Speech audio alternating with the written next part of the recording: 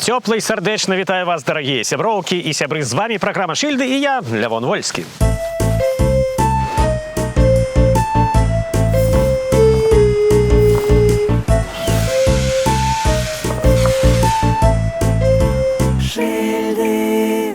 У кожным беларускім горадзе натуральна мусіць быць свая вуліца Дзяржынскага. Дзе ж там падзецца без жалезнага Фелікса, без палымянага рэвалюцыянера-падпольшчыка, без арганізатара, завадатара і выканаўцы чырвонага тэрору.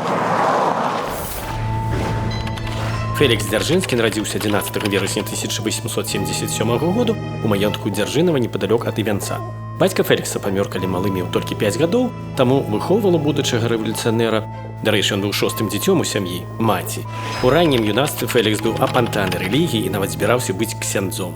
Вучыўся Дзяржынскі дрэнна. Толькі па законе Божым у яго была 4. Па астатніх прадметах 3, а па расейскай і грэцкай мовах на агул 2.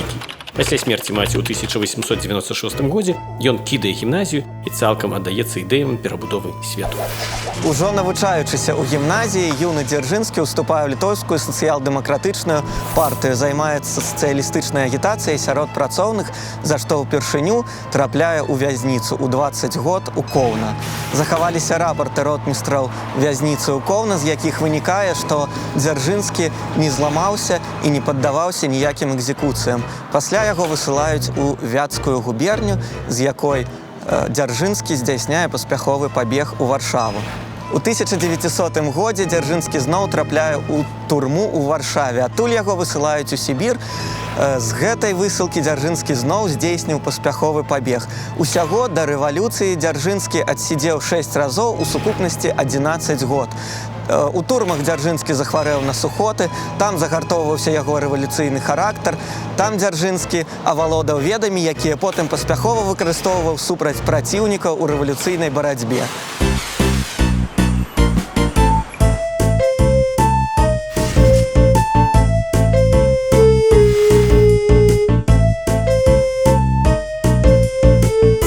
І, натуральна, у мястэчку Івянец, блізу якога знаходзіцца Дзяржынава, не можа не быць вуліцы, прысвечанай Феліксу Эдмундавічу. Нават болей, тут ёсць вуліца, завулак і парк, прысвечаны гэтаму персанажу.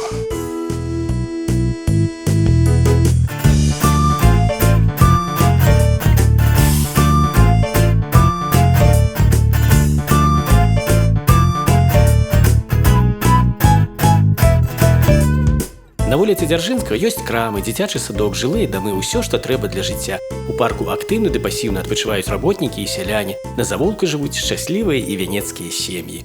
А ў гэтым будынку на вуліцы Дзяржынскага, 17, жыў калісьці родны брат Фелікса, Казімір Эдмундавіч з жонкай Люцыяй Вільгельмаўнай. Падчас Другой сусветнай яны загінулі ад рук гітлераўцаў.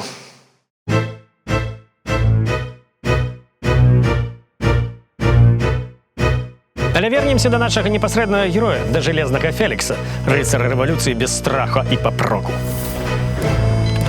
Пасля лютаўскай рэвалюцыі Дзяржынскі кінуўся ў вір палітычнага жыцця.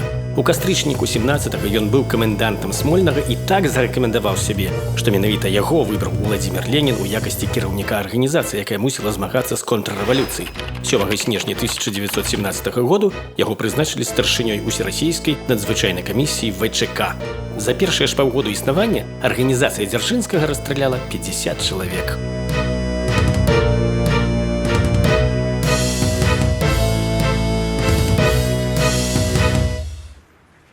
У снежні 1917 года намаганнямі Фелікса Дзяржынскага ствараецца ўсерасійская надзвычайная камісія, будучы правобраз спецслужбаў на ахове сацыялістычнай дзяржавы.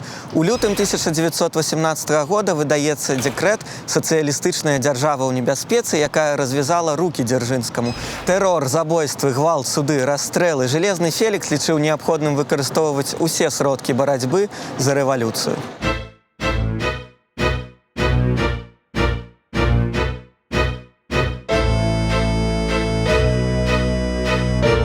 Удала працуючы па асноўнаму накірунку, Фелікс Дзяржынскі займаецца барацьбой паўстаннямі ва ўкраіне, арганізацыйнай працай у часы савецка-польскай вайны. Феліксу давяраюць новыя пасады ва ўсемагчымых галінах грамадска-эканамічнага і палітычнага жыцця краіны.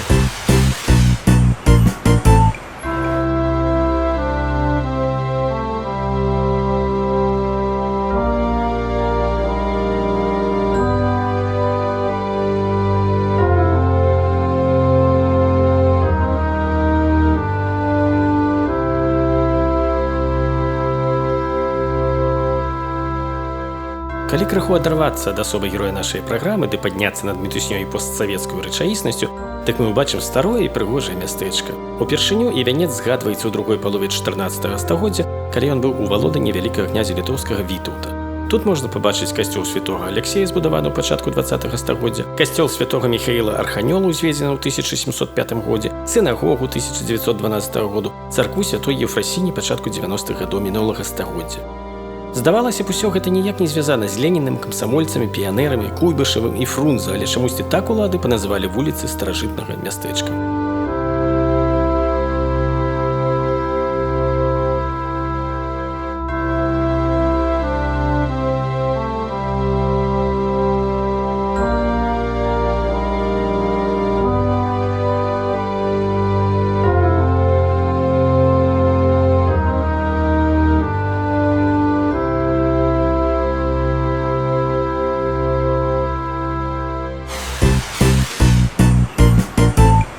Але прыйшлі новыя часы і новая эканамічная палітыка, так званы НЭП.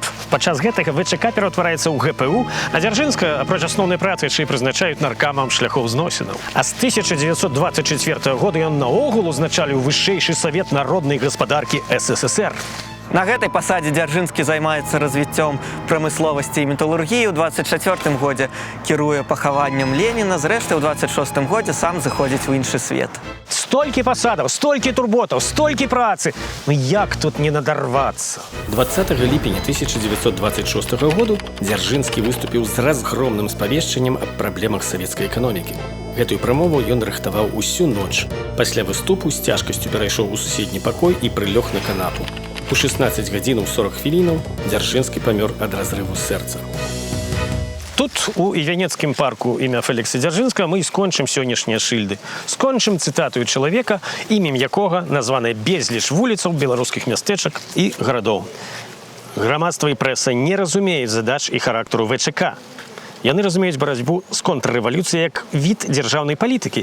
І таму крычаць пра гарантыі, суды, следства. Мы не маем нічога супольнага з ваенна-рэвалюцыйнымі трыбуналамі. Мы ўяўляем сабой арганізаваны тэрор. Вось такі ў нас з вамі герой. Дарагія сяброўкі і сябры. Усяго найлепшага. Пакуль.